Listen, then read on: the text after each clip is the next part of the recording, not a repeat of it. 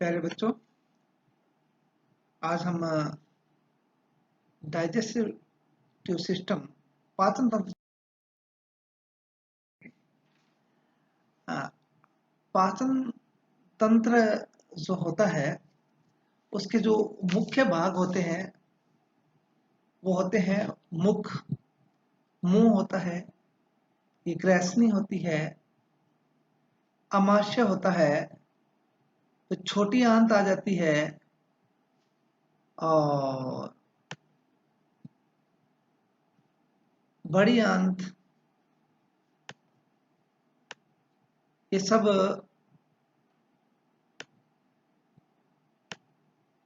पाचन तंत्र के भाग है और अंत में मल द्वार आ जाता है। दोबारा बताता हूं मैं कि अपने जो भोजन खाते हैं शरीर में आवश्यकता के लिए, उस भोजन का पाचन करके उनका अवशोषण करके और अपशिष्ट पदार्थ को बाहर निकालने तक की प्रक्रिया पाचन तंत्र में कहलाती है। तो भोजन नली होती है वो मेन मुख्य, जो अपने मुख से भोजन लेते हैं, फिर यहाँ से भोजन नली से आता है, फिर यहाँ से अमाशय, अमाशय से छोटी आंत में, बड़ी आंत में, अंत में रेक्टम एनस के द्वारा बाहर निकल जाता है।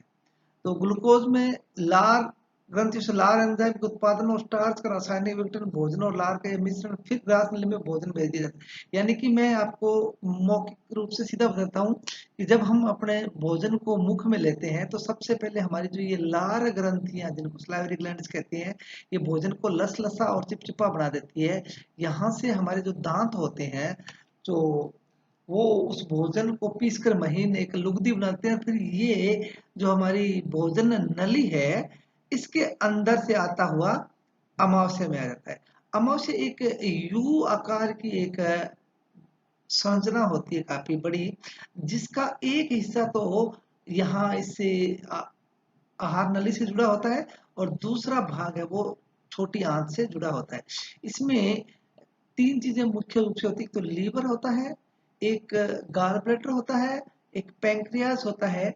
ये जो लीवर है वो शरीर की सबसे बड़ी इकाई ग्रंथि होती है, जो बाइल जो जूस है वो स्त्रावण करती है, जो गाल ब्लैडर में इकट्ठा हो जाता है और ज्यादातर वसा का पाचन करने में काम आता है। और जैसा कि हमें पता है कि यदि लीवर खराब हो जाता है तो वसा का पाचन नहीं होता। दूसरा है ये एक बादामी रंग की ग्रंथि होती है पैंक्रियाज। ये भी जो पैंक्रियाज रस है वो स्रावित करती है, जिससे कार्बोहाइड्रेट, प्रोटीन, वसा का पाचन होता है। इसके अलावा इसके अंदर स्वयं में भी कुछ वॉल्स होती है, वो कुछ रस स्रावित करती है, जिससे ये भोजन को पचा जाता है। और अमाशय में जो सबसे मेन होता है वो होता है, एक तो म्यूकस होता है।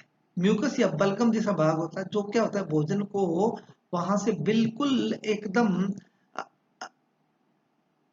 पेस्ट टाइप बना देता है। दूसरा होता है हाइड्रोक्लोरिक एसिड।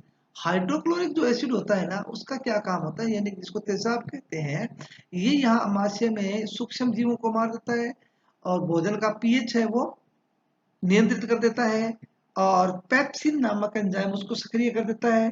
प्रोटीन का पाचन होना शुरू हो जाता है। ये आज से कुछ काम करते हैं। उसके अलावा पेट में जो गैस्ट्रिक जूस होते हैं वो भी भोजन को पाचन करने में सहयोग करते हैं। उसके बाद में ये छोटी आंत आ जाती है।